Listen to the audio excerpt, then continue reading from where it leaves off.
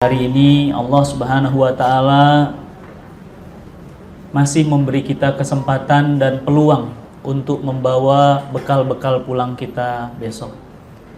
Ingat, sadar bahwa kita ini bukanlah penduduk dunia, kita ini berasal dari Allah dan pasti akan pulang kepada Allah. Tidak semua orang, Bu, ya, pagi-pagi ini dikasih kesempatan untuk bisa kajian, untuk bisa sholat subuh, ya. Tadi malam ada jamaah saya di Bintaro dapat kabar, Masya Allah, ya, beliau ini rajin banget. Beliau pendiri majelis taklim, bahkan beliau ini orang yang sangat aktif, ya, menghidupkan kajian. Namanya Teh Fitri, ya. Teh Fitri ini sering WA, sering ngobrol sama saya tentang masalah kajian, tentang masalah macam-macam. Qadarullah tadi malam ba'da sholat isya, beliau ini setelah ambil air wudhu, ya, kemudian setelah ngambil air wudhu beliau sholat, setelah sholat beliau duduk lama, lebih dari 3 jam di atas sajadahnya. Jadi sampai jam 11 suaminya pulang, baru dia berdiri dan dia ambil kunci pintu, dia buka suaminya pukul 11 baru pulang. Dia siapkan kopinya, tehnya, segala macamnya, selesai, dia duduk lagi di sejadah, kata suaminya tuh. Nggak tahu. Suaminya bilang, baru sholat isya, kata suaminya. Bukan. Ya, senyumnya tuh beda. Ya, senyumnya tuh manis banget. Dia bilang nggak pernah senyumnya seindah itu. Bersih senyumnya. Ya. Apa kata suami? Baru sholat isya. Maksudnya karena ngelihat masih pakai mukena gitu. Terus istrinya bilang, enggak, udah dari tadi. Loh, kok nggak dilepas-lepas? Dia bilang apa? Ya, kenapa? Masih ribut?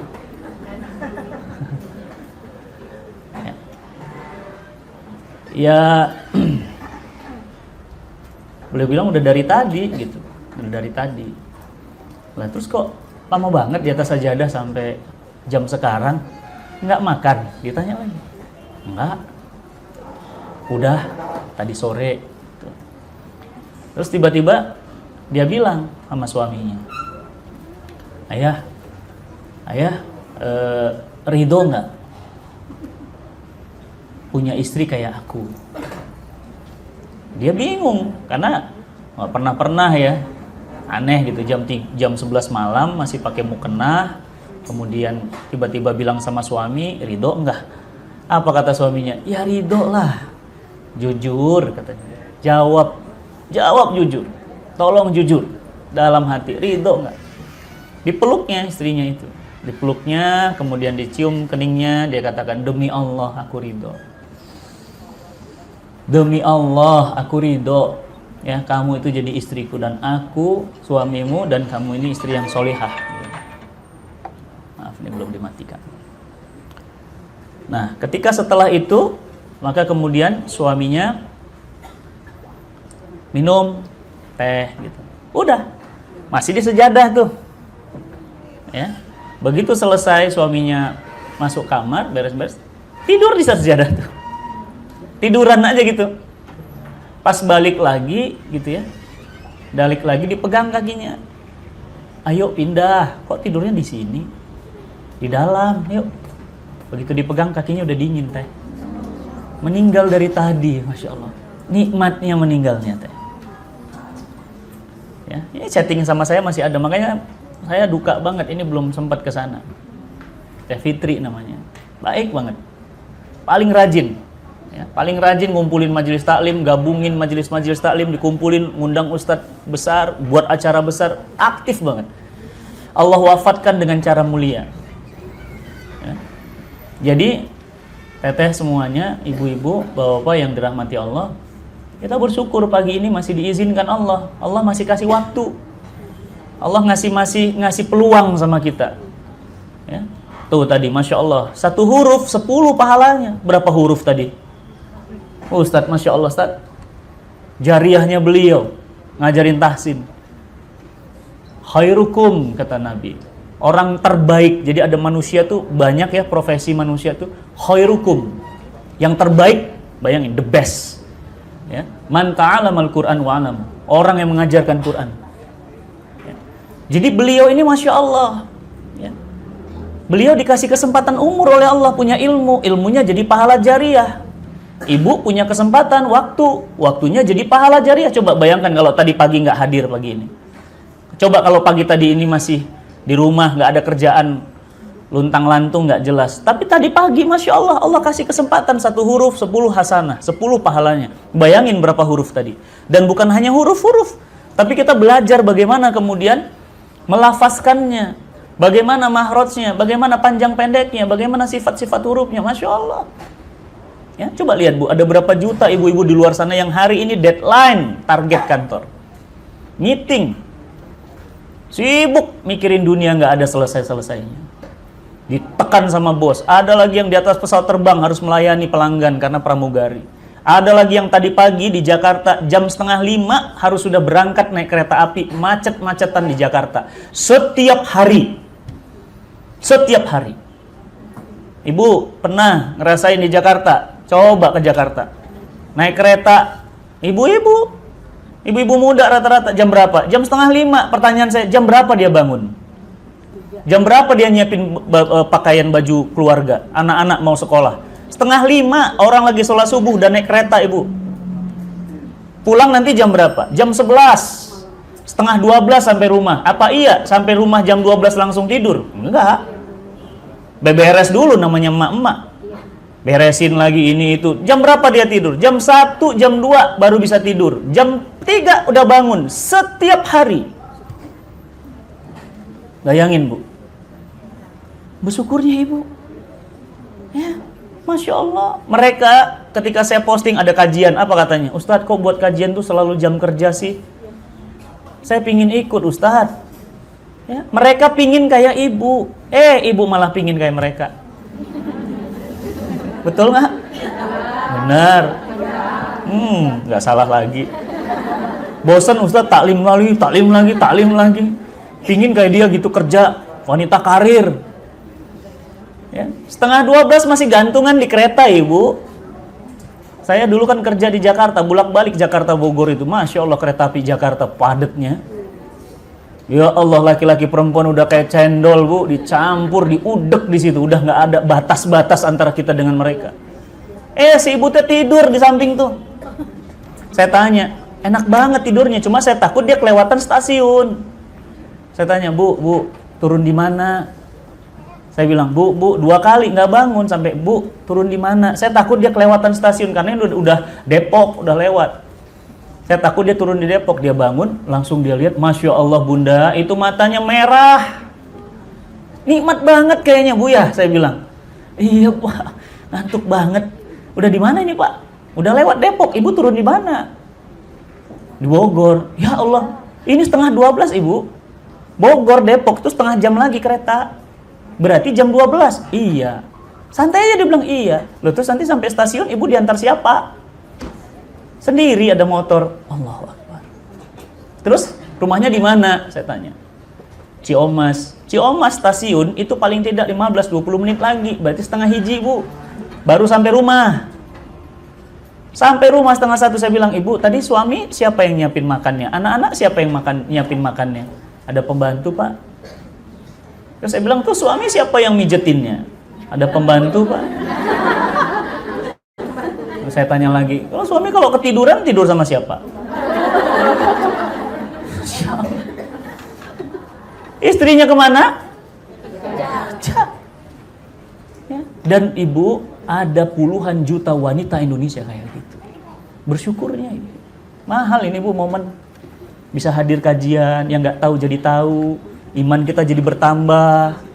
Nambah temen, nambah ukhuwah, nambah pahala. Masya Allah, betapa ruginya mereka yang kemudian tidak pernah merasakan majelis ilmu. Ya, saya kemarin naik pesawat tuh, ada pramugari yang sampai ketemu, dia bilang, Ustadz Fatih ya, iya, bisa ngobrol sebentar Ustadz ke belakang. Ada apa Mbak? Ternyata apa? Pesawat tuh belakang kursinya kosong, saya duduk di belakang, pramugarinya ngajak ngobrol. Sambil nangis dia usap air matanya sesegukan, dia bilang apa? Ustadz saya pingin berhijab Ustadz. Tolong doakan saya Ustadz, pingin berhijab kayak mbak-mbak yang lain, pingin berhijab. Apa kata saya? Ya pakai aja. Iya nggak?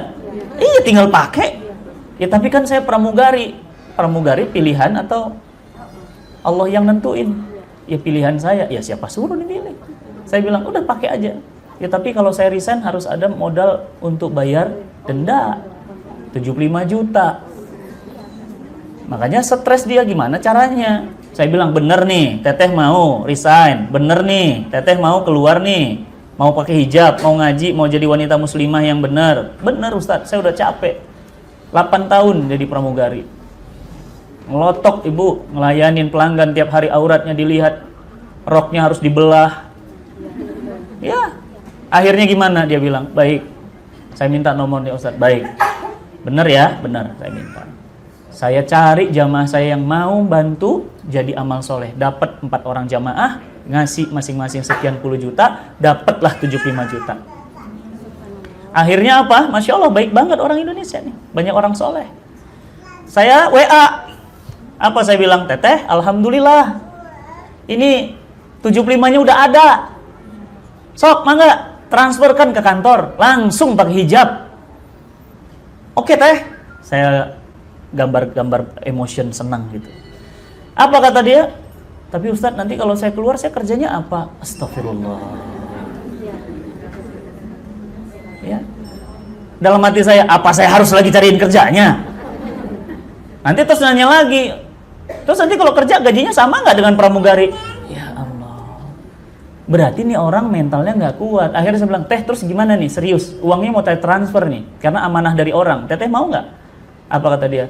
Gini aja Ustadz, ntar dulu aja. Ibu tahu akhirnya bagaimana beliau? Beliau sekarang, beliau sekarang itu mengidap penyakit. Ya, beliau cerita diuji sama Allah, maaf, ya, kanker rahim. Jadi sekarang uang yang 75 itu ditransfer bukan untuk pakai hijab, tapi untuk berobat dan berat untuk sembuh kata dokter karena stadiumnya udah tinggi. Jadi Allah tuh punya cara memaksa orang akhirnya. Karena apa? Nunda-nunda, suka nanti, ntar. Jadinya begitu. Jadi ibu-ibu yang dirahmati Allah, pada pagi hari ini kita bersyukur dan pagi ini saya ingin ajak ibu-ibu untuk jalan. Jalan kemana? Peta. Peta apa? Perjalanan hidup. Hidup siapa? Hidup kita. Pagi ini saya nggak ngajak ibu jalan-jalan untuk bicarain negara, bicarain orang lain, bicarain orang tua, bicarain tetangga, bicarain anak. Enggak, ini bicara tentang diri kita masing-masing. Bicarain tentang peta perjalanan hidup kita. Ya, ingat ya, peta perjalanan hidup kita. Kita ini dari mana? Kita untuk apa di sini? Dan nanti kita kemana? Kemana almarhum Ustadz Arifin Ilham? Kemana Ustadz Hari Mukti almarhum? Kemana almarhum Ustadz Uje? Setelah di alam kubur, mereka tuh kemana? Dan lagi ngapain sekarang? Apa aktivitas orang di dalam alam kubur? Apakah mereka diam begitu saja, menunggu? Atau kemudian apa yang mereka lakukan? Dan kemudian setelah nanti selesai alam kubur, terus kita kemana perjalanan ini? Dan nanti akhir mentoknya itu kita di mana? Akhir perjalanan kita. Dan apa yang kita rasakan kemudian ketika kita menjelang mengakhiri kehidupan dunia. Maka simak baik-baik, mohon handphonenya untuk di silent, ya. Kondisikan semuanya, ya. Saya akan ngajak ibu-ibu semuanya untuk merenungi diri kita, untuk menjalani peta perjalanan hidup kita masing-masing. Ibu-ibu yang dirahmati Allah, Teteh, Akang, semuanya, punten, ini ada jam, ya. Saya pingin tanya, ini jam bagus ya? Ada lapis emasnya, ada lapis titaniumnya. Sekarang saya pingin tanya, ya. Ini harganya berapa kira-kira? 100 juta kemurahan. 300 kemurahan. Iya, udah. Kalau ratusan juta udah nggak pasti miliar. Tahu berapa harganya? Ya, harganya 1,6 miliar. Jam gini doang, Ustadz? Iya. Apa yang buat mahal, Ibu? Coba lihat. Apa yang buat mahal kira-kira, Kang, Teteh? Desain mah banyak yang lebih canggih. Merek nggak terkenal. Emas bisa jadi, tapi masa sampai 1,6? Yang membuat jam ini mahal, jam ini diproduksi di Swiss, pabriknya di Swiss, dan cuma diproduksi satu. Waduh, ini namanya apa, Bu? Limited edition. Kalau ibu pakai mobil mewah di Bandung, yang lain misalnya ibu pakai apa? Alphard Velfire, ibu belum orang kaya. Kenapa? Banyak orang Bandung pakai Velfire biasa. Tadi saya lihat ada Mercy S-Class atau E-Class di depan tadi. Itu belum kaya, ibu. Kenapa? Mercy kayak gitu banyak di Bandung. Punten yang punya. Ibu pakai apa? BMW seri 7? Belum, ibu belum kaya. Kenapa? Di Jakarta itu biasa, ibu. Bahkan di luar negeri itu diparkir-parkir, di onggok-onggok biasa. Kenapa? Karena diciptakan banyak. Ini diciptakan cuma satu.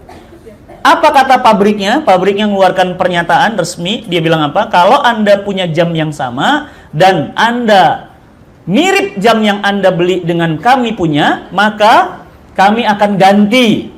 Berapa gantinya? 10 kali lipat harga Anda beli. Anda beli berapa tadi?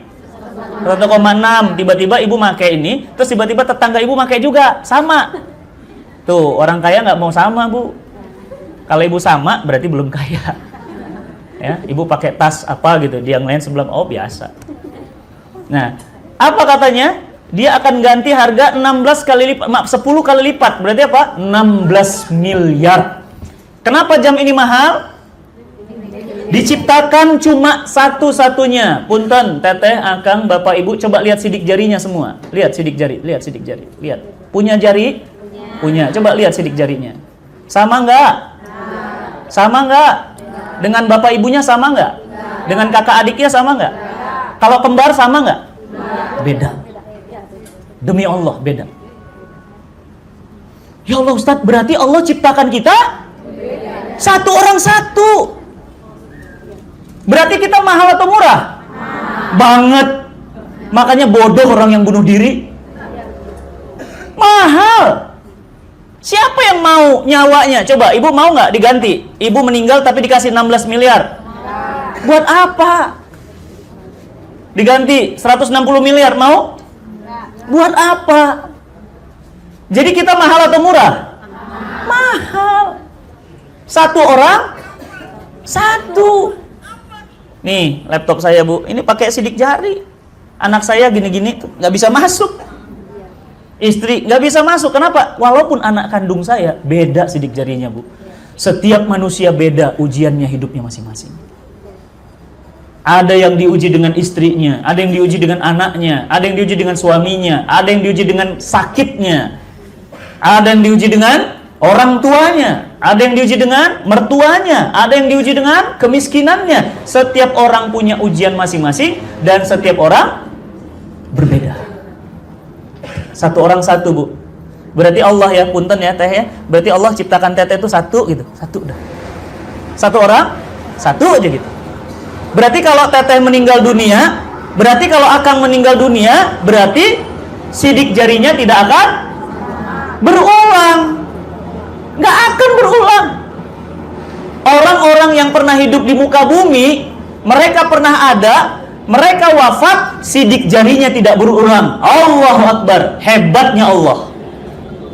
Keren ya, Bu. Manusia ini sekarang di muka bumi, satu bumi ini sekarang ada 6 miliar manusia. Bayangin, 6 miliar manusia. Berarti 6 miliar sidik jari. Gimana Allah ciptakannya satu-satu itu? Ya, kalau laptop ini kan diciptakan produksi 1 juta laptop, sama semua. Ibu, Masya Allah, satu orang satu, satu orang satu, satu orang satu. Masalahnya beda-beda, walaupun kembar, jodohnya beda, urusannya beda, semuanya beda. Perjalanan hidupnya juga beda. Ya, makanya hebat Allah menciptakan kita dan kita tidak sadar bahwa kita ini mahal. Mahal, hidup ini mahal. Apa kata Imam Hasan Al-Basri rahimahullah? Beliau katakan, wahai manusia, sadarlah kalian bahwa kalian itu adalah susunan hari-hari. Apa maksudnya susunan hari-hari? Kita itu cuma kumpulan hari. Berlalu satu hari, berlalulah usia kita, jatah kita di dunia. Ya. Ada apa ya? Rame banget. Oh, kampanye motor kali. Itu orang-orang yang nggak ngerasa dirinya spesial. Sayang, Bu. Ya. Makanya orang yang tahu dirinya mahal, Bu, dia nggak mau main-main di dunia. Kenapa? Mahal. Nggak bisa terbeli. Makanya duit maupun semua kekayaan yang dikumpulkan tidak bisa membeli waktu. Coba, Bu. Ayo, balik lagi ke jam 7 pagi, bisa? Bisa. Kenapa? Mahal banget. Nggak bisa dibeli. Bukan mahal, kalau mahal masih bisa ada uangnya. Nggak bisa dibeli. Yuk, balik lagi ke umur 25 tahun. Nggak bisa. Kenapa? Itulah mahalnya waktu. Tapi jarang di antara kita yang sadar betapa mahalnya waktu, betapa mahalnya kesempatan. Sampai-sampai kita nggak sadar hari, detik, menit, waktu, minggu, bulan, tahun. Berubah kita menjadi semakin besar, semakin besar, semakin besar. Dan tanpa sadar kita sebenarnya seperti apa yang Nabi SAW katakan, kun ka'annaka fid dunya gharib. Jadilah kalian di dunia ini seperti orang asing atau seperti orang yang sedang lewat. Jadi dunia ini, nih tempat kita sekarang ini kayak tempat transit. Tempat transit. Ibaratnya saya ketemu ibu di kilometer 57. Saya tanya sama ibu, ibu kok ada di kilometer 57? Apa kata ibu? Kan mau ke Bandung, Ustadz. Pulang. Apa kata saya? Loh, di kilometer 57 ngapain? Ya makan, minum, isi bensin. Terus ibu mau kemana? Ke Bandung. Asli Bandung, Bu? Iya, saya dari Bandung mau pulang ke Bandung. Beliau nanya ke saya, Ustadz ngapain di kilometer 57? Sama, mau ke Bandung. Terus apa saya bilang? Ibu, saya duluan ya ke Bandung. Apa kata ibu? Ustadz Fatih, duluanlah. Nanti saya juga pasti nyusul. Kayak gitu doang, Ibu. Ada nggak yang mau beli rumah di kilometer 57? Kenapa? Buat apa? Ibu rumahnya di mana tadi? Tempat tinggalnya di mana? Bandung. Ngapain di kilometer 57? Itu mah tempat transit. Apalagi membangun rumah mewah di kilometer 57. Ngapain? Dan kilometer 57 itu bukan rumah kita. Nah, manusia sekarang, bapak ibu, suami istri, stres. Kenapa? Heboh, pingin bangun rumah mewah, mobil mewah di kilometer 57. Ngapain? Siapa yang nempatin? Ngerti logikanya? Analoginya ngerti ya?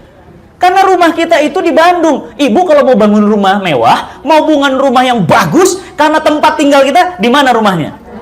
Bandung, bukan di kilometer 57. Makanya saya bilang, ibu, saya duluan ya. Apa kata ibu? Duluanlah Ustadz. Saya juga pasti kok nyusul. Begitulah pertemuan 5 tahun yang lalu saya dengan Ustadz Jeffrey Al-Bukhari.